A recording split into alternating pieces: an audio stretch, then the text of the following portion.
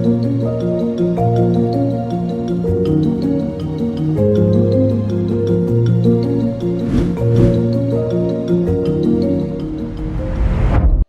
வணக்கம். இந்த வீடியோ நம்ம பார்க்க போகிற டாபிக் நம்மளோட தலையெழுத்தை நம்ம எப்படி மாற்றி எழுதுறது, அதை பற்றி தான் பார்க்க போகிறோம். நம்ம ஊரில் இந்த ஃப்ரேஸை அடிக்கடி கேட்டிருப்போம், எல்லாம் என் தலைவிதி அப்படின்னு சொல்லிட்டு. விச் மீன்ஸ் என் வாழ்க்கையில் இது இப்படி தான் நடக்கணும் அப்படின்னு சொல்லிட்டு ஆல்ரெடி தீர்மானிக்கப்பட்டுருச்சு, என்னால் அதை மாற்ற முடியாது அப்படிங்கிறத நான் அக்செப்ட் பண்ணுறது. பட் இப்படி எல்லாமே ஆல்ரெடி தீர்மானிக்கப்பட்டது அப்படின்னா நம்ம வாழ்க்கையில் நம்ம எந்த ஒரு முயற்சியுமே போட தேவையில்லையே. ஏன்னா எல்லாமே ஆல்ரெடி எழுதப்பட்டது தான் நடக்க போகுது. அப்படிங்கிறப்போ நம்மளோட முயற்சிகள் எல்லாமே யூஸ்லெஸ்ஸாக போயிடும்ல. அப்போ இந்த ஸ்டேட்மெண்ட்டில் ஏதோ ஒரு தப்பு இருக்குது. ஏன்னா நம்மளால் நம்மளோட எண்ணங்களை தேர்ந்தெடுக்க முடியும்.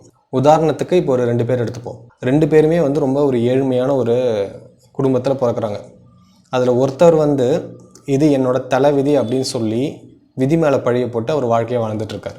இன்னொருத்தவர் ரொம்ப கஷ்டப்பட்டு உழைச்சி அந்த வறுமையிலேருந்து வெளியே வர்றாரு. இப்போ இங்கே 2 பேருக்குமே ஸ்டார்டிங் பாயிண்ட்டு ஒன்று தான். 2 பேருமே ஒரே இடத்துல தான் ஸ்டார்ட் பண்ணுறாங்க. ஆனால் அவங்க தேர்ந்தெடுத்த அந்த பாதை இருக்குல்ல, அது வேறு. அண்ட் அதனால் அவங்க போய் சேர்ந்த இடம் வேறு. விச் மீன்ஸ் இங்கே சிச்சுவேஷன் சேம் தான். பட் நம்ம எதை சூஸ் பண்ணுறோங்கிறது இருக்குல்ல, அந்த சாய்ஸ் நம்மக்கிட்ட இருக்குது. அது இல்லைனா தான் நம்ம விதிங்கிற ஒரு விஷயத்த சொல்ல முடியும். ஏன்னா விதி அப்படிங்கிறது ஒரு ஸ்டாண்டர்டான ஒரு விஷயம், நம்மளால் அதை மாற்றவே முடியாது அப்படிங்கிற அந்த ஒரு சிஸ்டம் அது. ஸோ இது அவங்களோட விதின்னு சொல்கிறத விட இது அவங்களோட கர்மான்னு சொல்கிறது தான் கரெக்டாக இருக்கும். அதாவது இங்கே கர்மானா நிறைய பேர் தப்பாக புரிஞ்சு வச்சுருக்காங்க. அது ஒரு பனிஷ்மெண்ட் பண்ணுற ஒரு சிஸ்டம் மாதிரி. பட் ஆக்சுவலாக கர்மானா என்னென்னா காரண காரியம், காஸ் அண்ட் எஃபெக்ட் கேள்விப்பட்டிருக்கோம்ல. ஸோ பேசிக்காக கர்மா அப்படிங்கிறது நம்மளோட பாஸ்டில் இருக்க டேட்டாவை வச்சு ப்ரெசன்ட் மொமெண்ட்டை இன்ஃப்ளூயன்ஸ் பண்ணும். ஆனால் விதி அப்படிங்கிறது நம்மளோட எதிர்காலத்தை தீர்மானிக்கிறது. விச் மீன்ஸ் அது ஆல்ரெடி ஃபிக்ஸ்டு, அதை நம்ம ஒன்றுமே பண்ண முடியாது. பட் கர்மா அப்படிங்கிறது நம்மளோட ப்ரெசன்ட் மொமெண்ட்டை இன்ஃப்ளூயன்ஸ் பண்ணுறதுனால நம்மளால் அதை மாற்ற முடியும். உதாரணத்துக்கு லாஸ்ட் ஒரு 10 வருஷமாக நான் எந்த ஒரு ஃபிசிக்கல் ஆக்டிவிட்டியும் எந்த ஒரு எக்ஸசைஸும் பண்ணாமல் என்னோடய உடம்புக்கு தீங்கு விளைவிக்கிற உணவுகளாக நான் சாப்பிட்டு வாழ்ந்துட்டுருக்கேன். அண்ட் அதோட விளைவாக என்னோடய பாடியில் இன்றைக்கி புதுசாக பிரச்சனைகள் உருவாகிட்டுருக்கு. இதுதான் கர்மா. இப்போ நான் பாஸ்ட்டில் பண்ண ஒரு விஷயம் ப்ரெசன்ட் மொமெண்ட்டில் என்ன அஃபெக்ட் பண்ணுது. ஆனால் நான் இன்னையிலிருந்து என்னோடய டயட்டை ப்ராப்பராக மெயின்டைன் பண்ணி நல்ல ஃபுட்ஸாக சாப்பிட்டு ப்ராப்பராக எக்ஸசைஸ் பண்ணி நான் வாழ ஆரம்பிக்கும்போது என்னால் என்னோடய கர்மாவை மாற்ற முடியும். அந்த பவர் இன்றைக்கி என் கையில் இருக்குது. ஐயோ இப்படி ஆகிருச்சு அப்படின்னு சொல்லி நான் வருத்தப்பட்டு உக்காடுறதுனால இங்கே எதுவுமே மாறப்போகிறது கிடையாது. இன்ஃபேக்ட் நான் ப்ரெசன்ட் மொமெண்ட்டை அப்படி வருத்தப்பட்டு வேஸ்ட் பண்ண ஆரம்பிக்கும் போது அது புதுசாக ஒரு கர்மாவும் உருவாகும். அண்ட் அப்போவும் நான் ப்ரெசண்ட்டில் இருந்தால் மட்டும்தான் என்னோடய விதியை நான் மாற்றி அமைக்க முடியும். ஸோ நம்மக்கிட்ட இருக்கிற பெஸ்ட்டு ஆப்ஷன் இந்த நொடி தான். அண்ட் நம்மளால் எதை ஃபஸ்ட்டு மாற்ற முடியுங்கிறதையும் நம்ம தெரிஞ்சு வச்சுக்கணும். நம்மளால் நம்மளோட மைண்ட் செட்டை மாற்ற முடியும். நம்ம எடுக்கிற முடிவுகளை நம்மளால் மாற்ற முடியும். நான் ஒரு விஷயத்துக்கு எப்படி ரியாக்ட் பண்ணுறேன் அப்படிங்கிறத என்னால் மாற்ற முடியும். இப்போ யாரோ ஒருத்தர் உங்களை ஒர்க் பண்ணுற ஸ்பேஸ்லேயோ இல்லை உங்கள் ஃபேமிலி கேதரிங் எல்லோரும் ஒன்றா இருக்கிற இடத்துல வச்சு உங்களை இன்சல்ட் பண்ணிடுறாங்க. இப்போ நீங்கள் அவங்கள திரும்ப எல்லோரும் முன்னாடி இன்சல்ட் பண்ணுறதுக்கு ட்ரை பண்ணலாம். இல்லை அவங்கக்கிட்ட நீங்கள் சண்டை போடலாம். எப்படி நீ என்கிட்ட இப்படி பேசுவோம் அப்படின்னு சொல்லிட்டு நீங்கள் சண்டை போடலாம்.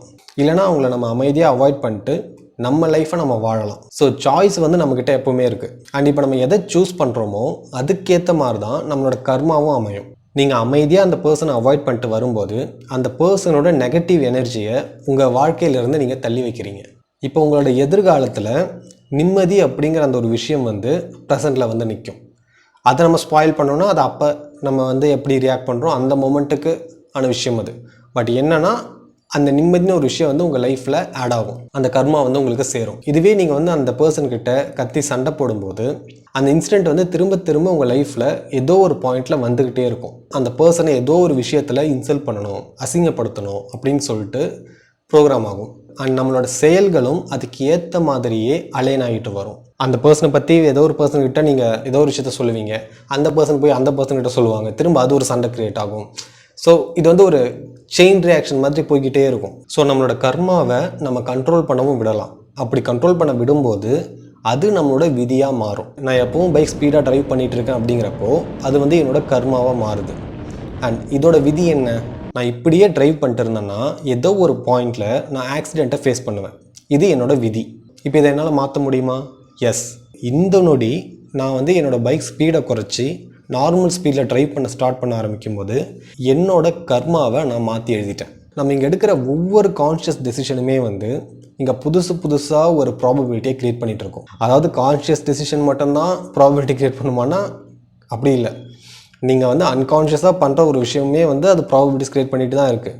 பட் அதை நீங்கள் சேஞ்ச் பண்ணணும், உங்கள் லைஃப்குள்ளே அந்த அவேர்னஸை நீங்கள் கொண்டு வரும்போது இப்படி தான் என் லைஃப் வந்து நான் அமைச்சிக்கணும்னு நான் விரும்புகிறேன் அப்படின்னு சொல்லி அந்த டைரெக்ஷனில் நீங்கள் வந்து ஒரு டெசிஷன் எடுக்கிறீங்க அப்படிங்கிறப்போ அது மேனிஃபெஸ்ட் ஆகும். மிஸ்டர் நோபடின்ற ஒரு படம் இருக்குது. இந்த ப்ராபபிலிட்டி வந்து எப்படி ஒர்க் ஆகும் அப்படிங்கிறது வந்து ஒரு மாதிரி அழகாக காமிச்சிருப்பாங்க, முடிஞ்சால் பாருங்கள். ஸோ பேசிக்காக இங்கே வந்து நம்மளோட அவேர்னஸ் தான் நம்மளோட பென். அந்த பேனாவை பிடிச்சி நம்ம எழுதுகிற அந்த வார்த்தைகள் தான் நம்ம எடுக்கிற அந்த முடிவுகள். ஸோ இந்த விழிப்புணர்வு அப்படிங்கிற அந்த பேனாவை வச்சு நம்மளோட வாழ்க்கையை நம்மளால் மாற்றி எழுத முடியும். ஸோ இங்கே வந்து எல்லாமே என்னோட தலைவிதி அப்படின்னு வந்து நம்ம சொல்ல முடியாது. ஒரு சில விஷயங்களை வந்து நம்மளால் மாற்ற முடியாது. பட் நம்மளால் மாற்ற முடிகிற விஷயங்கள் இங்கே ஏராளமாக இருக்குது. அதுக்கான சீக்ரெட் என்ன? இந்த விழிப்புணர்வு. நம்ம விழிப்புணர்வாக இருக்கும்போது நம்மளோட வாழ்க்கையை நமக்கு பிடிச்ச மாதிரி நம்ம அமைச்சிக்கலாம். ஸோ இதான் இந்த வீடியோவில் உங்கள் கூட ஷேர் பண்ணிக்கலாம்னு நினச்சேன். Thanks for watching guys. See you next video. Bye.